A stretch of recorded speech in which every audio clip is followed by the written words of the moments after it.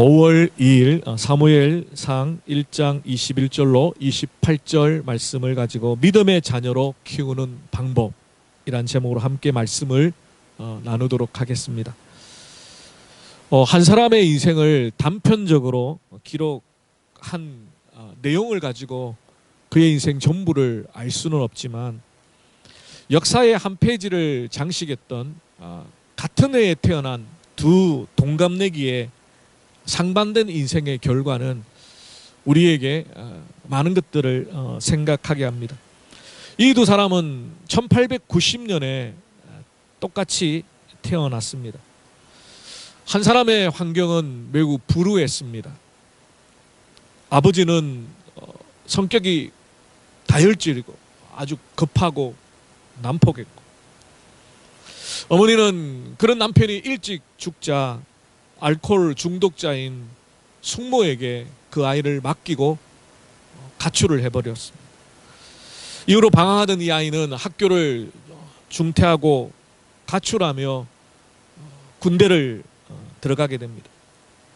그리고 정치활동을 하다가 1933년 그의 나이 44세 때에 전 세계 전쟁에 휘몰아가고 수많은 사람들을 죽게 하고 유대인에 대해 학살을 일으켰던 독일의 절대 독재자가 됩니다. 바로 아돌프 히틀러의 이야기입니다. 반면에 다른 아이는 똑같은 1890년에 태어납니다. 이 아이는 미국 텍사스주의 데니스라는 곳에서 태어나게 됩니다. 이 아이의 부모님들은 신실한 믿음의 크리스찬들이고, 특별히 아버지는 늘 하나님을 두려워해라, 하나님을 경외해라 는 말씀으로 자녀들을 일깨워주고 주의를 거룩하게 지키기 위하여 예배에 참여하고 적극적으로 교회 봉사와 섬김에 참여하고 그런 가풍과 가훈을 가지고 자라게 됩니다. 하나님의 말씀으로 양육받던 이 아이는 나중에 미국 육군사관학교를 졸업하게 되고, 그리고 미국 연합군의 총사령관이 됩니다. 여러분 잘 아시는 아이젠하워입니다. 1944년 6월 6일 히틀러와 이 아이젠하워 두 동갑내기는 전투에서 맞닥뜨리게 됩니다. 11개월간의 긴 싸움 끝에 히틀러는 지하 벙커에서 스스로 생애를 마감하게 됩니다. 아이젠하워는 전쟁에서 승리하고 62세 때에는 미국의 대통령이 됩니다. 그리고 79세에 하나님의 부르심을 받을 때까지 그는 하나님의 백성으로 살았습니다. 그렇습니다. 여러분은 두 사람의 인생의 그 과정이나 인생의 그 끝이 왜 다를까? 단순히 미국에서 태어났고 독일에서 태어났고 그 차이를 말하고 있지는 않을 것입니다. 모르긴 몰라도 그가 자라왔던 배경, 그의 부모의 양육의 모습, 그리고 그의 사상을, 그의 생각을, 그의 세계관을 만들어왔던 여러 가지 사건들이 그들에게 분명히 있었을 겁니다. 모르긴 몰라도 그들의 인생의 가장 중요한 차이, 그 중에 하나를 꼽으라면 바로 신앙의 양육의 모습이 아닐까. 하나님의 말씀으로 양육된 자와 하나님의 말씀으로 양육되지 않은 자. 물론 서두에서 말씀드렸던 것처럼 단순히 이 두 사람의 인생의 결말을 가지고 획일적인 결론을 내리기에는 성급할 겁니다. 그러나 여러 가지 다른 변수들이 있었지만 우리 믿음의 사람들의 눈에 보일 때에 가장 중요한 것은 바로 신앙의 교육, 신앙의 양육, 그 차이가 중요한 영향을 끼치지 않았을까 추측해 볼 수 있습니다. 오늘 어린이 주일을 맞이해서 우리에게 맡겨주신 자녀들, 또 주일학교 하나님께서 우리에게 맡겨주신 귀한 어린이들, 어떻게 믿음의 사람으로, 믿음의 자녀로 양육해 갈 것인가? 우리 교회는 다음 세대 이 아이들을 어떻게 믿음으로 세워갈 것인가? 여러분 가정에 있는 여러분의 자녀들, 꼭 어린이가 아니더라도 방황하는 청소년기 혹은 수많은 인생의 이제 세파를 겪어가야 될 우리 청년들, 과연 그들을 우리는 어떻게 믿음으로 양육할 것인가? 오늘 본문을 통해서 그 실마리를 찾아보려고 합니다. 오늘 본문에 등장하는 아이는 사무엘입니다. 그의 가정은 그저 지극히 평범해 보입니다. 모든 유대인들, 이스라엘 백성들이 하나님을 섬기듯 그렇게 섬겼던 평범한 가정처럼 보입니다. 그러나 하나님 보시기에는 특별한 가정이었을 겁니다. 왜냐하면 하나님께서는 하나님을 온전히 섬기려고 노력하는, 하나님을 그 가정의 주인으로 삼고자 하는 믿음의 가정을, 믿음의 가문을 특별히 보시기 때문에, 귀하게 여기시기 때문에. 오늘 21절에 보면 사무엘의 아버지 엘가나의 모습을 엿볼 수 있는 기록이 나옵니다. 그 사람 엘가나와 그의 온 집이 여호와께 매년제와 서원제를 드리러 올라갈 때에, 이렇게 소개하고 있습니다. 이스라엘 백성들은 한 해를 보내면서 마치 우리 한국교회 전통인 송구영신 예배처럼 하나님께 감사의 제사를 드리는, 이것이 바로 매년제입니다. Every year, 매년 드리는 그 제사의 중심에는 한 해 동안 하나님이 우리를 돌봐주시고 먹여주시고 인도하시고 보호하셨다라는 감사의 고백이 담겨져 있습니다. 그래서 하나님께 가장 귀한 것으로 올려드립니다. 뿐만 아니라 한나는 하나님 앞에 서원함으로 그의 아들 사무엘을 얻었기 때문에 입술로 한 그 고백이 실제로 실행되기 위하여 서원제를 드리게 됩니다. 단순히 하나님 앞에 하나님 이번만 도와주시면 제가 이렇게 하겠습니다 라고 고백하는 입술의 고백은, 입술의 서원은 환경이 바뀌고 마음이 바뀌고 상황이 달라지면 쑥 들어가거든요. 그래서 그 서원을 제대로 지키기 위해서 하나님 앞에 서원제를 드립니다. 입술로 내뱉은 그 고백이 반드시 효력 있는 하나님 앞에 순종이 되기 위해 그는 제사를 드림으로 자신의 서원을 확정하려고 하는 것입니다. 사실 민수기 30장 6절 이하에 보면 이 부부간의 어떤 이런 서원행과 관련해서 남편이 그것을 취소할 수 있는 그런 권한이 있습니다. 그러나 이 엘가나는 한나가 어렵게 낳은 아들을 자신과 상의하지 않고 하나님께 드리는 그 서원을 드렸을 때 오히려 그것을 받아들여 줍니다. 정말 어렵게 귀하게 소중하게 낳은 아들임에도 불구하고 하나님 앞에 드리고자 하는 그 한나의 마음을 그가, 엘가나는, 남편은 받아들여 줍니다. 이런 단적인 모습을 봤을 때 이 아버지인 엘가나나 어머니인 한나나 모두 다 하나님 중심의, 하나님의 말씀에 순종하려고 몸부림치는 그들의 모습을 바라볼 수 있습니다. 하나님께서 하나님을 기억하고 하나님을 경외하고 모든 것이 하나님께로부터 왔으며 하나님 앞에 내뱉은 말 그 한마디라도 성실하게 순종하기 위하여 매년제와 서원제를 드리려 하나님의 성전에 올라가려고 하는 이 신실한 믿음의 부모들이 있었기 때문에 아몬과 같은 시대에 바로 사무엘 같은 선지자를 통하여 하나님의 나라가 이루어졌습니다. 그렇습니다. 부모가 된 자들은 한결같이 스스로에게 질문합니다. 내가 좋은 부모인가? 좋은 부모란 무엇일까? 어떻게 하는 게 좋은 부모일까? 사실 여기 앉아있는 우리 모든 부모님들은 그 고민을 평생 하게 됩니다. 어렸을 때는 어렸을 때 나름대로, 청소년기 때는 청소년기 나름대로, 시집 장가를 가면 시집 장가를 갔는 대로 부모는 부모라는 그 짐이, 그 그늘이 없어지지 않잖아요. 그래서 아이들과 실험하다가 나도 모르게 욱하는 게 나오거나 큰 소리가 나오거나 고함이 나오면 또 돌아서서 또 하나님 앞에 또 아이들 앞에 미안한 마음, 또 죄책감. 나는 좋은 부모가 아닌 것 같아. 나는 좋은 아빠가 아닌 것 같아. 나는 좋은 엄마가 아닌 것 같아. 그렇게 하나님 앞에 울며 기도하고. 저도 그랬던 것 같아요. 지금도 그렇게 하고 있고. 좋은 부모란 뭘까? 어떻게 하는 게 좋은 부모일까? 특별히 점점 경쟁의 사회로 치닫고 있는 현대 사회에서 우리 부모는 아이들에 대한 짐들이 있죠. 좋은 학교에 보내고 좋은 선생님을 붙여주고 정말 공부하고 뭔가 자기가 하고 싶어 하는 것들을 다 최선을 다해서 밀어주고 싶은 그런 부모의 마음, 그런 부모의 짐들이 있습니다. 당연히 부모로서 우리가 할 수 있는 최선을 자녀들에게 다 해야 합니다. 그가 마음껏 꿈을 펼칠 수 있도록 내 최선을 다해야 됩니다. 부모로서 스포트할 수 있는. 근데 진짜 중요한 것은 바로 신앙의 양육.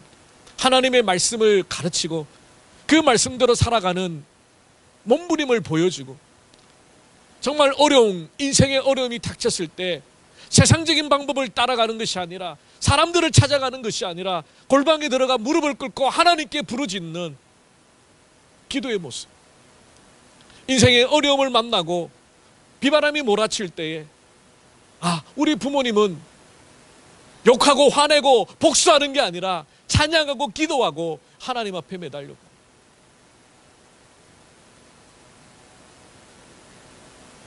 부모로서의 최선의 모습, 하나님이 우리에게 자녀들을 맡겨주신 가장 중요한 이유는 바로 신앙을 온전히 물려주라는 것입니다. 그러기 위해서는 우리의 신앙이, 우리 부모님의 신앙이 바로 서 있어야 됩니다. 부모님들의 신앙이 비바람이 불 때마다 휘청휘청거리며 우리 자녀들은 불안합니다. 우리 자녀들은 더 힘들어집니다. 아무 내색하지 않고 그저 하나님 앞에 나아가 이 파도를 지나갈 수 있도록, 이 고난의 비바람을 믿음으로 이겨나갈 수 있도록.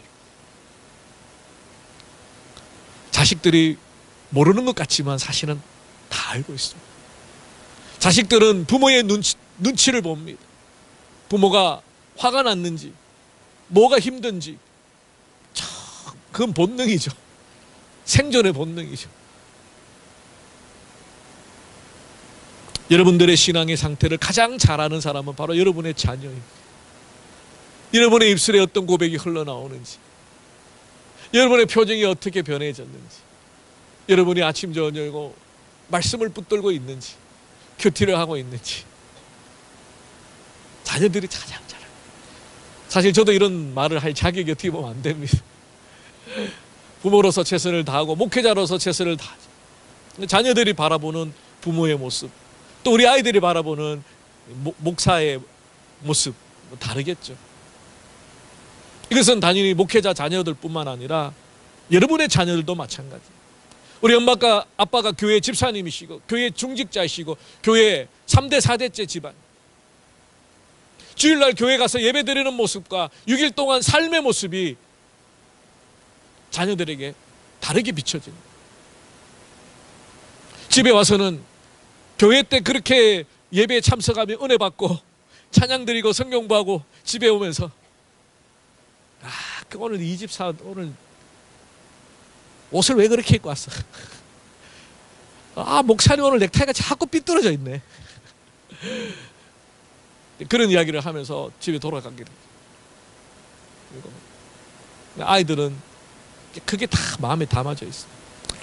여러분 행여나 교회에 어려움이 있거나 혹은 제가 목회자로서 부족한 부분이 있더라도 절대로 애들 앞에서 교회 욕이나 목사님 욕이나 집사님 욕이나 권사님 욕이나 장로님 욕이나 선생님 욕하지 마세요. 절대로 그렇게 하지 마세요. 그냥 부부끼리 이야기하든지. 아이들이 들으면 그 아이들의 상처는 계속해서 어른들보다 더 남아있습니다. 부부는 그냥 뭐 이렇게 불평하고 원망하고 그냥 넘어가잖아요. 잊어버리기도 하고 그냥 순간 감정이 올라와서 그러다가 그냥 말지만 아이들은 그게 다 마음에 담아져 있어요.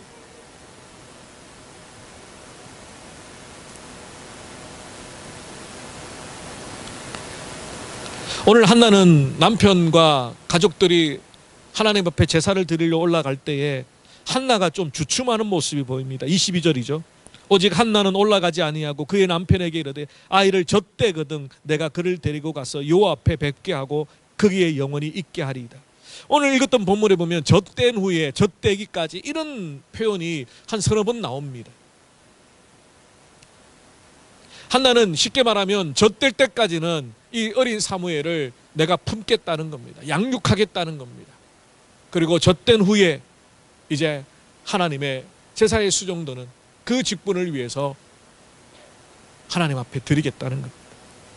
오늘 저는 이 젖대기 전후라는 이 기준과 관련해서 우리에게 아주 중요한 자녀를 바라보는 자녀를 하나님의 사람으로 양육하는 데 있어서 우리 부모로서 꼭 가져야 되는 원칙을 두 가지를 함께 나누려고 합니다. 첫 번째 원칙은 사랑의 양육입니다. 사랑의 훈련입니다. 어린아이들에게 가장 중요한 교육의 장소는 바로 가정과 교회이죠. 물론 학교도 지식을 가르쳐주고 사회생활을 인간이 어떻게 해야 되는가, 집단생활, 집단의 가치관, 우선순위, 서로를 존경하고, 특별히 호주 같은 경우는 이제 멀티컬처럴 소사이티다 보니까 피부색이나 인종이나 내셔널리티에 따라서 사람들을 차별하지 않는 그냥 그 인격으로 바라보는 그런 휴먼 라이트, 인권에 관한 교육들을 하죠. 그런 교육들은 우리가 믿는 자들끼리만 이 세상 지구 어느 모퉁이에 살 수 있는 게 아니라 믿지 않는 세상 사람들과 함께 어울려 살아야 되고, 그렇게 살면서 세상에 선한 영향을 끼치도록 소금과 빛의 직분을 우리에게 주셨기 때문에 너는 세상의 소금이라, 너는 세상의 빛이라. 우리는 하나님의 자녀로 세상 가운데 믿지 않는 자들과 함께 살아야 됩니다. 근데 그런 교육들을 우리는 학교에서 배웁니다. 그런데 주일학교 일주일에 단 1시간 우리 자녀들을 맡깁니다. 선생님들에게 맡깁니다. 시간적으로는 단 1시간이지만 정말 중요한 시간입니다. 주일학교 아이들에게 예배를 빠지지 않도록 훈련을 하셔야 됩니다.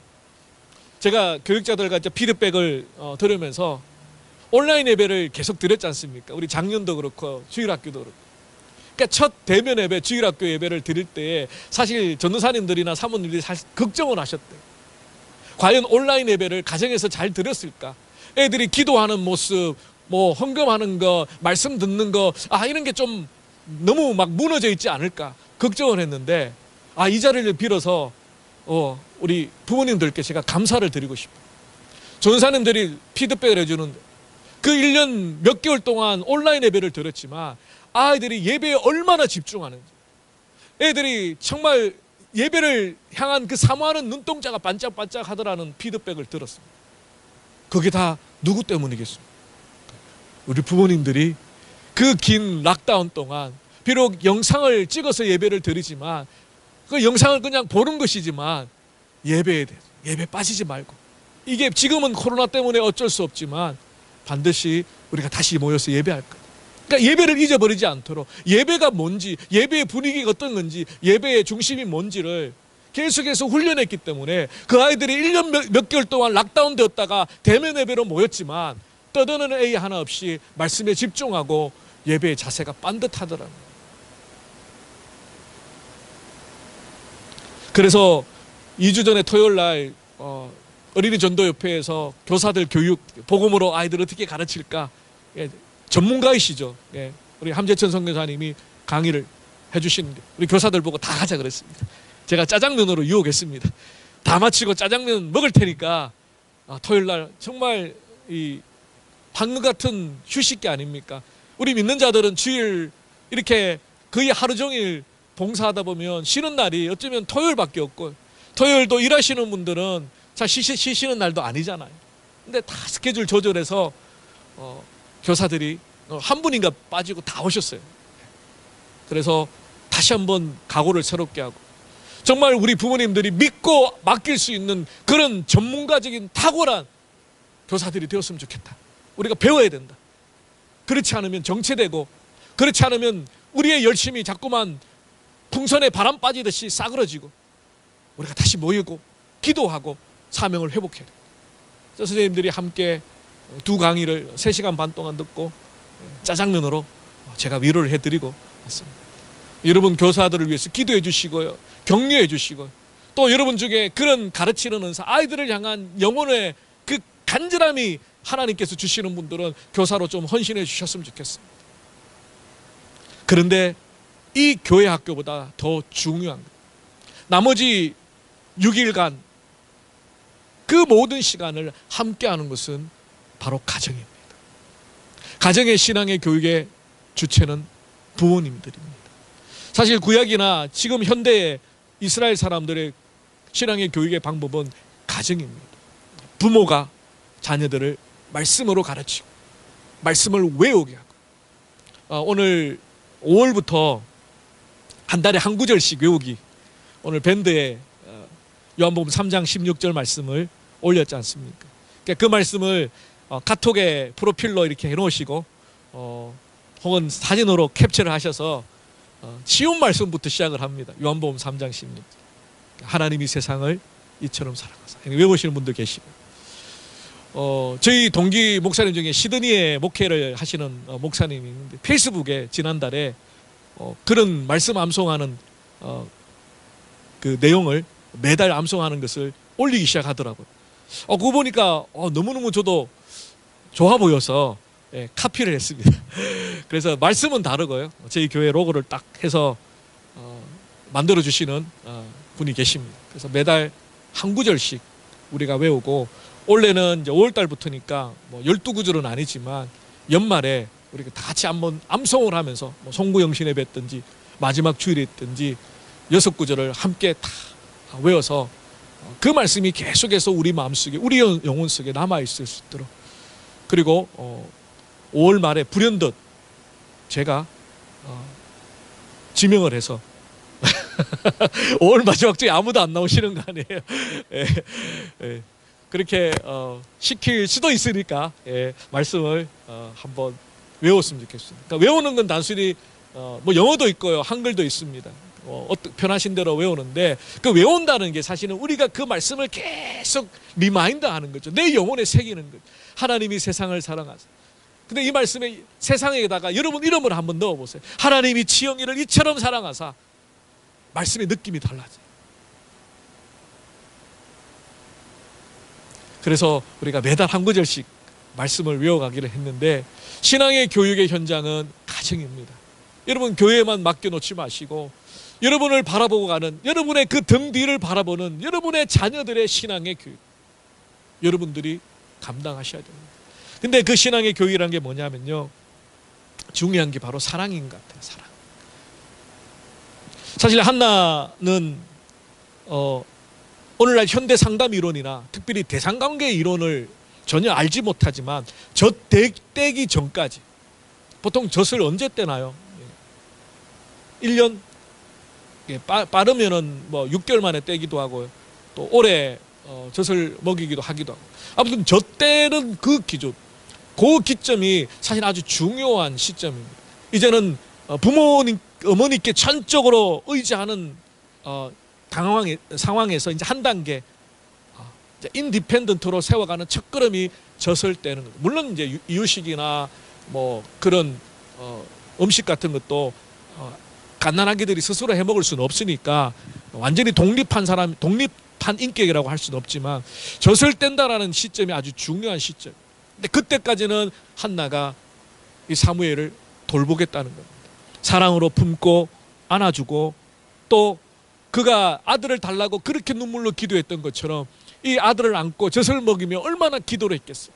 얼마나 이 아들을 하나님 앞에 올려드리며 축복했을까요? 바로 그 사랑의 기도, 사랑의 축복이 중요하다는 겁니다. 아이와 눈을 맞추고 아이의 손을 붙잡고 아이를 안아주며 엄마의 뛰는 심장 소리에 아이들은 평온함을 느끼고 세상에 홀로 설 준비를 하게 됩니다. 어머니의 눈동자가 흔들리고, 어머니의 손이 거부하고 어머니의 심장이 요동치고, 그렇다면 결코 우리 아이들은 신뢰할 수 없는, 주일학교 선생님들도 마찬가지죠. 아이들을 향하여 사랑의 눈동이, 사랑의 포옹, 사랑의 격려, 그것이 정말 필요하다는 것. 그것을 통하여 우리 아이들은 교회 학교에서나 가정에서 충분한 사랑을 받고 충분한 하나님의 기도를 받고 부모님 신앙의 무릎 아래서 자라게 된다는 것입니다. 수년 전에 미국의 한 여성의 이야기가 큰 감동을 준 적이 있습니다.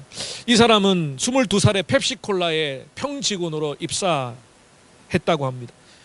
43세에 펩시콜라의 회장으로 미국 담당 최고 경영자가 되었고, 바로 브렌다 반즈라는 분입니다.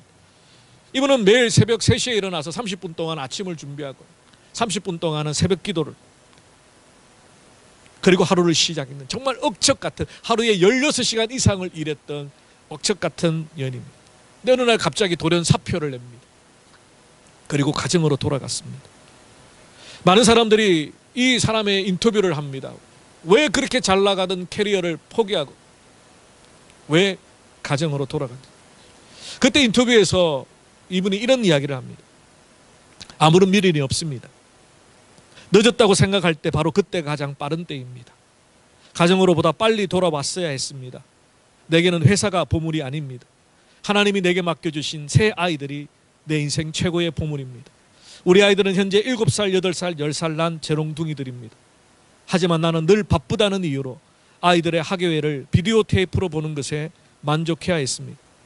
그리고 아이들의 생일이 평일일 때는 그냥 지나치기 일쑤였습니다. 하나님이 내게 보물로 선물하신 아이들을 내가 보물로 키우지 못하고 인생 쓰레기로 키운다면 하나님 앞에서 가장 중요한 사명을 저버리는 직무유기의 죄를 범하는 것입니다. 이제 나는 가정을 지키기 위해 가정으로 돌아갑니다. 물론 오늘날 우리의 성도님의 상황이 다 다를 겁니다. 생업을 위해서 부부가 맞벌이를 해야 되는, 어쩔 수 없이 일해야 되는 부부, 혹은 싱글맘, 싱글데디로 또 가정을 돌봐야 되는 분들. 그런데 진짜 중요한 게 뭔가요? 우리 아이들이 부모의 그늘, 부모가 옆에서 함께 있어줘야 되는 가장 소중한 시기에 우리가 다른 것들을 조금은 불편하고 조금은 부족하더라도 정말 소중한 것들, 그 아이들을 위해서 우리가 무엇을 할 수 있을까? 물론 이 설교를 듣고 이런 불편하신 분들이 계실 겁니다. 맞벌이 부부 하시는 부부가 많다는 것을 저는 알고 있습니다. 여러분에게 이 반절한 여인처럼 어머니들이 다 직장을 그만두고 다 가정으로 돌아오라는 그 이야기가 아닙니다. 여러분 오해하지 마시고요. 너무 불편하게 듣지 마시기 바랍니다.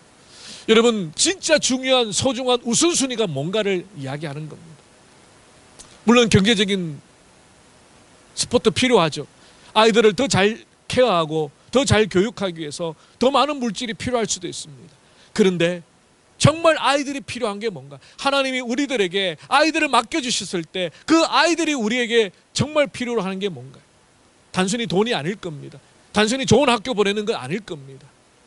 바로 부모의 사랑과 관심과 돌봄이죠. 사실 이런 설교를 하지만 저도 우리 아이들 앞에 이 부분은 늘 미안합니다. 한국에서 부목사를 사역할 때는 새벽 4시에 출근해서 저녁 10시에 퇴근합니다. 하루 종일 교회 일을 하다가 솔직히 우리 큰애 둘째 애들 어떻게 컸는지 저 기억도 안 나고요. 둘째 아이는 기저귀 한번 갈아준 적이 없습니다. 너무 바쁘다는 핑계. 근데 호주로 와서 이제 늦둥이를 하나님이 주셨고 그가 자라는 과정을 보면서 좀 미안함이 들더라고요. 첫째나 둘째. 근데 시간은 돌이킬 수가 없잖아요. 그렇게 세월은 지나가고 부모는 늙어가고 아이들은 이제 성인이 되어갔습니다. 만약에 하나님이 제게 다시 한번 기회를 주신다면 교회 일 좀 덜 하고 기저귀 좀 더 갈아주고 애들 데리고 이렇게 여행도 가고 그렇게 하고 싶은데 또 지금 그렇게 하냐? 지금도 그렇게 하지도 못해요. 아, 가끔 아내가 그런 이야기 합니다. 참 불쌍한 인생 같다고. 뭐 시간이 있어도 뭐 놀 줄을 모르니까 뭐 어떻게 노는 방법을 몰라서 그런 것 같아요. 예. 여러분 후회하지 않도록, 특별히 여러분 어린 자녀들이 있는 부모님들, 예, 조금 집 늦게 사면 어떻습니까? 좀 돈 좀 적게 벌면 어떻습니까? 그 아이들의 그 소중한 시간은 다시 돌아오지 않아요. 우리 아이들이 뭘 원하는가? 여러분에게, 우리 부모에게 뭘 받기를 원하는가? 오늘 하나는 그 첫 번째 원칙, 사랑의 양육. 젖대기까지는 내 품 안에, 내 품 안에. 우리 아이는 젖댔는데 그 나는 좀 자유롭겠네. 그런 의미는 아니고요. 아이들의 사랑과 관심과 부모의 손이 필요할 때에 더 중요한 우선순위가 아이라는 것을 말씀드리기를 원합니다. 두 번째 원칙은 포기와 드림입니다. 한나는 사무엘이 젖을 떼자마자 직접 하나님 앞에 데리고 나갑니다. 그리고 28절과 같이 고백하죠. 그러므로 나도 그를 여호와께 드리되 그의 평생을 여호와께 드리나이다 하고 그가 거기서 여호와께 경배하니라. 오늘날 우리 성경의 사무엘이 하나님의 사람으로 기록될 수 있었던 가장 중요한 이유는 저는 이 두 번째 원칙이라고 생각합니다. 바로 포기입니다. 포기. 이것은 자포자기가 아니고요, 절망적인 포기가 아니고요, 자녀를 그냥 될 대로 되라 포기가 아닙니다. 하나님 앞에 온전히 내어드리는 포기입니다. 하나님 앞에서 내 자녀가 내 것이 아니라, 내 소유물이 아니라, 부모의 못다한 이룬 꿈을 강요하는 도구가 아니라 하나님 것이라는, 하나님의 소유권이라는 것을 인정하는 의미의 포기가 필요합니다. 사실 저도 이민자 1세다 보니까 종종 우리 아이들에게 그런 이야기를 합니다. 만약에 아빠가 너희들처럼 네이티브 스피커로 영어 잘하면 호주 뒤집어졌다, 멜번 끝났다. 그 말은 뭡니까? 사실 1세대들은 발음도 그렇고요, 아무리 하려고 해도 영어 공부 끝도 없잖아요. 끝도 없고. 네이티브처럼 그 문화적인 배경, 뭐 농담을 하는데 뭐 전혀 못 알아듣겠어요. 막 말도 요즘 우리 한국의 젊은이들도 말 막 줄이잖아요. 압축해서 쓰고 언어도 쓰고 뭐 그러다 보니까 영어도 마찬가지입니다. 근데 우리 아이들은 영어도 네이티브처럼 잘하고 호주 문화도 잘 알고 호주 친구도 있고 호주 사람 앞에 가서 그 시기 뭐 이렇게 안 하잖아요. 예. 그 정도 하나면 야, 너가 뭐든지 할 수 있다. 이제 그렇게 저도 많이 이야기를 하는데 또 아이들 입장에서는 그렇지 않은 모양이더라고요. 그러면서 아이들에게 은연중에 부모님이 영어 때문에 못 이룬 꿈 자꾸 이제 강요하죠. 더 좋은 대학에, 좋은 직장에, 연봉 많이 받는데, 뭔가 사자 달렸는데, 이런 강요들을. 사실 제가 대학교 4학년 1학기를 딱 마치고 하나님의 콜링을 받고 학점을 보니까 졸업할 학점이 되더라고요. 그 4학년 2학기를 안 하고 4학년 1학기를 마치고 조기 졸업을 했습니다. 자랑입니다. 자랑. 그리고 6개월 동안 열심히 신학대학원 입학 준비를 위해서 성경, 영어, 철학, 논술 이렇게 4과목인가. 그래서 성경은 이야기를 들어보니까 거의 갈로 메꾸기 수준이라 그래가지고 그 6개월 동안 성경을 한 20-30도 했던 것 같아요. 갈로 메꾸기 나온 다 외워야 되니까. 그렇게 6개월을 공부해서 이제 신학대학원에 입학을 했습니다. 근데 3월 달에 아버님이 약주 한잔 하시고 전화가 오신 거예요. 국회의원 하면 안 나갈래? 저희 그 본직이 있는 거기에 국회의원 선거가 있는데 아버님이 미련이 아직까지 남으신 것 같아요. 아들 정외과 보내놨더니 국회의원 하면 될 줄 알았는데 갑자기 뜬금없이, 그때는 제 아버님이 교회를 안 다니실 때였어요. 신학대학원 간다고 그러니까 아쉬웠는지 약주를 한잔 하시고 지영아 마지막 소원인데 국회의원 한번 출마해라. 그래서 제가 아버님 죄송합니다. 지금 신학교 1학년인지 다니고 열심히 공부하고 있는데 국회의원에 나가기는 좀 어렵습니다. 예. 아버님은 그 9급 말단 공무원으로 시작해서 6급으로 은퇴를 하셨거든요. 그런 공직에 대한 그런 못다 이룬 꿈을 제가 이루어 줄 줄 알고 생각을 하셨는데 저는 이제 신학의 길로 가니까. 이런 부모님들도 마찬가지죠. 자녀들에게 그런 강요나 기대, 뭐 부모로서 당연히 할 수 있는 부분도 있을 거라고 생각합니다. 하지만 정말 중요한 것은 부모의 그 강요와 그 기대와 그 욕심이 잘못 투과되면 아이들이 병들어요. 상처 입습니다. 성경에서 죄를 짓거나 악을 행하거나 하나님이 싫어하지 않는 일이라면 직업에는 기천이 없습니다. 어떤 일을 하든 그 중심에 하나님을 향한 하나님의 사랑이, 하나님의 믿음이 있다면 그래, 너 하고 싶은 거 해라. 너가 마음껏 꿈을 펼쳐라. 한국처럼 그렇게 이 사회가 이 막 폐쇄적인 사회가 아니다 보니까 얼마든지 어떤 일을 하다가 새로 공부할 수도 있고 또 다른 일을 할 수도 있고 얼마든지 기회가 있으니까 우리 부모님들, 우리 아이들의 가장 중요한 신앙의 중심이 중요하다.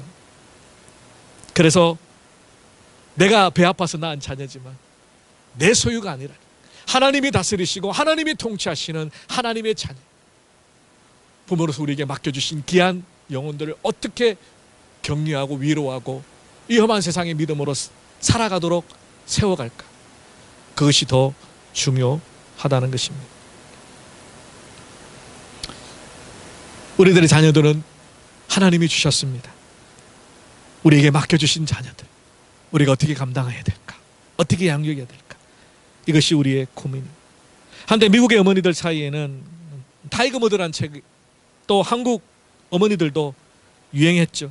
예일대 로스쿨 교수인 에이미 추아의 자녀 교육부, 아주 막 호랑이같이 아이들을 훈육하는, 아이들은 스스로 노력하지 않기 때문에 부모의 결정이 아이의 선호보다 더 우선해야 됩니다. 언제나 학교 공부가 최우선이고 모든 과목에는 A+를 맞아야 돼요. 다른 동급생보다 수학은 2단계나 더 앞서가야 돼요. 특별과외 활동은 반드시 금메달을 따야 돼요. 이게 이제 타이거 머더식 교육법. 저는 이렇게 아이들을 철저하게 훈육하고 또 아이들이 게으르지 않고 공부할 수 있는 습관을 길러드리고 뭐 하는 것은 성경적이라고 생각합니다. 그런데 이 호랑이식 양육의 가장 문제점은 바로 세상적 가치관, 세속적 가치관, 성공에 대한, 물질에 대한, 하나님이 인정하시는 인생이냐 아니냐가 아니라 세상의 가치관 그 기준대로 좋은 대학, 좋은 과, 좋은 직장, 편안하고 안락한 삶, 이것이 세상이 추구하는 가치관입니다. 그것을 추구하기 위해서 엄마는 호랑이가 되어서 아이들을 공부하도록, 한국의 아이들 학원을 서너 개씩 다니잖아요. 사실 그런 것이 싫어서 이민 오신 분들도 많습니다.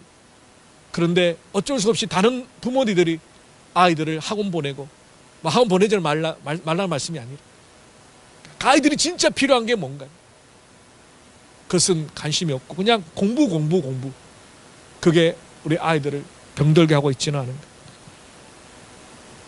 예수님의 삶의 길은 어떤 길이었는가? 좋은 직장, 좋은 대학, 좋은 배우자. 아이들이 혼란스럽습니다. 신앙은, 성경은 그렇게 이야기하지 않는데 자신의 삶의 자리는 자꾸만 세상의 길로 나아가도록 몰아가고 있다면, 예수님이 걸어가셨던 그 길로 우리는 다시 한번 우리의 가치관과 우리의 우선순위를 정립할 필요가 있다는 겁니다. 어린이 주일을 맞이해서 사랑하는 성도 여러분, 말씀을 정리하겠습니다. 우리들의 자녀는 우리의 것이 아니라 하나님의 것입니다. 한나가 사무엘을 하나님 앞에 드린 것처럼 우리 역시 우리의 자녀들 하나님의 손에 의탁하고, 우리가 부모로 살 수 있는 최선을 다하지만 그러나 내 소유, 내 마음대로 조종하는 로봇가 아니라 그 아이들이 하나님 앞에서 바로 서서 하나님의 나라를 이루는 하나님의 일꾼으로 세워져 갈 수 있도록, 목회자나 선교사만 하나님께 드리는 게 아닙니다. 우리의 모든 자녀들이 하나님에 의해, 하나님의 능력에 의해, 하나님의 은혜에 의해 자라갈 수 있도록 우리 부모들은 든든한 울타리와 신앙의 본을 보여주시면 됩니다. 우리 아이들은 이제 부모의 등을 바라보고 이제 부모의 어깨를 짚고 더 먼 세상으로, 더 깊은 곳으로 나가야 됩니다. 우리 부모들은 그 어깨를 빌려주는 자들. 우리의 자녀들이 여기서 끝나는 것이 아니라 부모의 그 어깨를 딛고 더 멀리, 더 높은 곳을 향하여 나갈 수 있도록 신앙의 사무엘과 같이 하나님의 이 암울한 시대에 쓰임받는 아들, 딸들이 될 수 있도록, 그런 가정, 그런 교회가 될 수 있도록 우리 함께 기도하고 나가기를 원합니다. 같이 기도하겠습니다. 살아계신 주님 감사합니다. 하나님, 우리에게 맡겨주신 귀한 자녀들 또 아이들이 있습니다. 특별히 어린이 주일을 맞이하여서 우리가 다시 한번 부모로서, 교사로서, 교회의 기성세대 어른으로서 우리 아이들을 어떻게 바라보며 그들을 어떻게 양육하며 그들이 어떻게 믿음의 사람으로 세워질까를 잠시 고민하였습니다. 하나님, 사랑의 양육, 말씀의 양육, 기도의 양육이 있게 하시고 뿐만 아니라 우리의 소유가 아님을 기억하고 하나님께 올려드리며 하나님 앞에 하나님이 주인 되셔서 그들을 다스리시고 인도하시도록, 그래서 세상의 가치관, 세상의 우선순위가 아니라 말씀의 가치관, 말씀의 우선순위를 살아가는 그런 부모와 교사와 어른들이 되게 하여 주시옵소서. 감사하고 우리 주 예수 그리스도 이름으로 기도 올리옵나이다. 아멘. 우리 다 일어나시